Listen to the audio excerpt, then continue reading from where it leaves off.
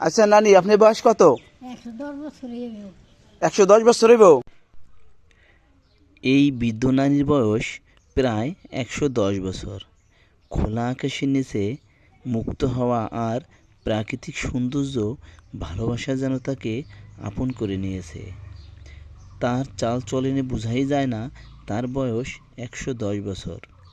স্বজনদের বাড়ি আর এ পাড়া থেকে ও পাড়া ঘুরে বেড়ানো যেন আকাশ ছোঁয়া পাখির মতো। মানুষ বৃদ্ধ হলে কেউ থাকে বৃদ্ধা আশ্রমে, অথবা কেউ বাবা মায়ের সন্তানের কাছে হয়ে যায় অবহেলার পাত্র।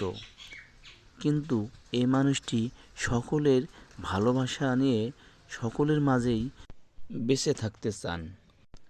এই মানুষটি একজন গরিবের মা, গরিবের জননী, তবু তার ভালোবাসার কোনো কমতি নেই। আচ্ছা নানি, আপনার বয়স কত? 110 বছর হইব। কম হইব না? 110 বছর না? আপনার জন্ম কত সালে কইতে পারবেন? এটা কইতে পারবেন না, কারণ এত বছর আগের কথা তো আসলে বলা যায় না। বিয়া বাহ নিয়ে আসেনি? বিয়া বাহ নিয়ে আসেনি? একটা আছে সামনে। আলহামদুলিল্লাহ, আলহামদুলিল্লাহ। তাই যাক, বিয়া তো একটা আছেই সামনে। আল্লাহ বাসায় রাখুক। 110 বছর বয়স আপনার, আরো 20 বছর বাসায় রাখুক, আপনার যেন দেখতে পারি। আলহামদুলিল্লাহ, আপনি তো ভালোই চলাফেরা করতে পারেন। বড় মেয়ের বয়স কত? আপনি বড় মেয়েকে নক্কি বয়স কত কইতে পারবেন না?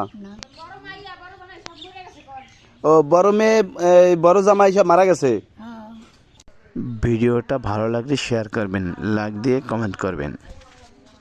আচ্ছা কাকা, এ আপনার কি হয়?